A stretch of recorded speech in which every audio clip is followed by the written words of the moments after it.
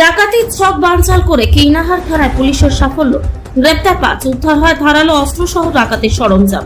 আজ রাত আনুমানিক 2টোর সময় কিনাহার থানার পুলিশ গোপন সূত্রে খবর পেয়ে দাসকাল গ্রাম রেলগেটের কাছে কিনাহার ফুটি সাঁকো রোডে অভিযান চালিয়ে একটি ডাকাত দলের 5 জনকে গ্রেপ্তার করে বলে জানা যায়।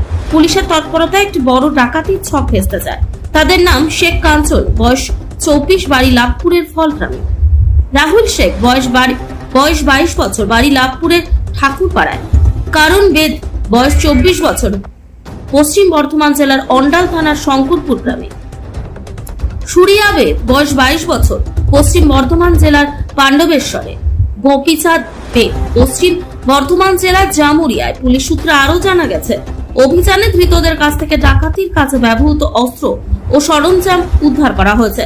তবে দলটির আরো 5 থেকে 6 জন সদস্য অন্ধকারে পালিয়ে যায়। গ্রেপ্তার হওয়া 5 জনকে বোলপুর মহকুমা আদালতে তোলা হবে আজ।